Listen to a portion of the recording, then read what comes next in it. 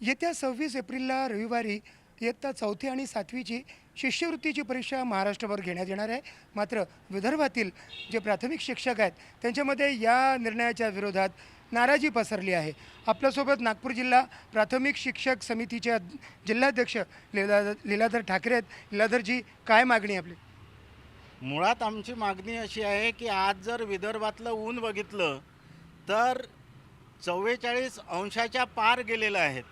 सूर्य अक्षरशः आग ओकतो आहे आणि अशा स्थितीमध्ये जर आठवडाभरानंतर 26 एप्रिलला आपण इयत्ता 4थी आणि 7वीच्या लहान लहान मुलांची परीक्षा दुपारच्या वेळात घेणार असू तर हे विद्यार्थ्यांच्या आरोग्याच्या दृष्टीनं हानिकारक ठरणार आहे.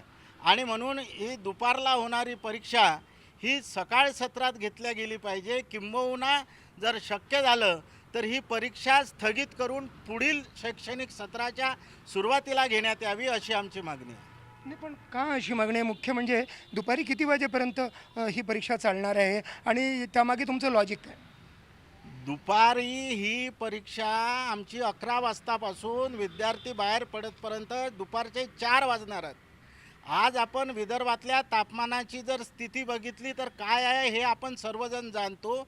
एकीकडे मागील आठवड्यात उन्हाची तीव्रता लक्षात घेऊन प्रशासनाने शाळांना सुट्टी जाहीर केली आहे. अर्थात प्रशासनाला हे मान्य झालं की 11 वाजतापर्यंतसुद्धा विद्यार्थी शाळेत बसण्यासारखी स्थिती विदर्भातल्या तापमानाची नाही. एकीकडे नियमित शाळा भरू शकणार नाही अशा प्रकारची उन्हाची तीव्रता शासन मान्य करते आणि दुसरीकडे मात्र आपण दुपारच्या वेळी 3-4 वाजेपर्यंत विद्यार्थ्यांच्या परीक्षा घेणार आहोत, जेव्हा की लोकल बॉडीच्या ज्या शाळा आहेत तिथे भौतिक सुविधांची सुद्धा कमतरता आहे.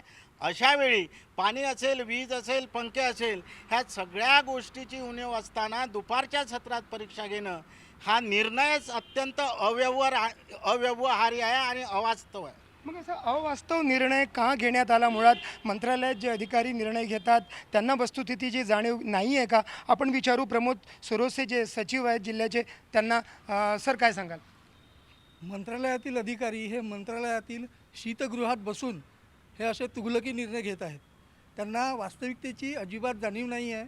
विदर्भ हा आगीसारखा होरपळतो आहे. विद्यार्थी इथे त्या आगीमध्ये होरपळून निघणार आहेत. सकाळी 11चा पेपर जरी असला तरी विद्यार्थ्यांना परीक्षा केंद्र गाठायला, कारण परीक्षा केंद्र त्यांच्या स्वगावी नाही आहे, ते इतर दुसऱ्या गावी असतात. तिथे जायला त्यांना 9 ते 9:30 वाजता घर सोडावं लागतं आणि 11 वाजता पेपर सुरू व्हायच्या आधी 10:30पर्यंत किमान तिथे पोहोचणं आहे.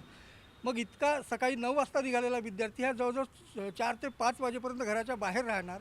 अतिशय उन्हाची तीव्रता असताना, म्हणजे सूर्य एकीकडे आग ओकत असताना आणि प्रशासन आमच्या अध्यक्षांनी सांगितल्याप्रमाणे की सकाळची शाळा जी 11 वाजेपर्यंत होती ती 10:30पर्यंत केली नियमित शाळा.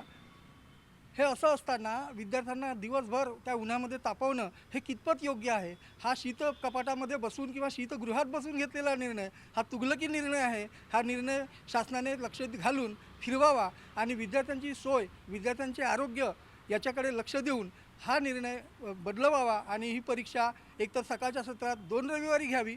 पहिला पेपर पहिल्या रविवारी आणि दुसरा पेपर दुसऱ्या रविवारी, किंवा सरळ ही परीक्षा येणाऱ्या नवीन सत्रामध्ये जेव्हा वातावरण थोडं थंड होतं, आल्हाददायक होतं, अशा वेळी घ्यावं आणि विद्यार्थ्यांना दिलासा द्यावा हीच विनंती या माध्यमातून आपणासमोर करण्यात येत आहे. खूप खूप धन्यवाद. तर एकूणच जे शिक्षक आहेत विदर्भाचे त्यांच्यामध्ये किती नाराजी पसरली आहे हे आपण पाहू शकतो.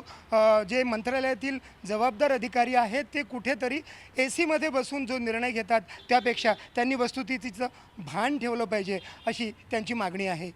व्हिडिओ जर्नलिस्ट विनय शुक्लासोबत संजय तिवारी, NDTV मराठी, नागपूर.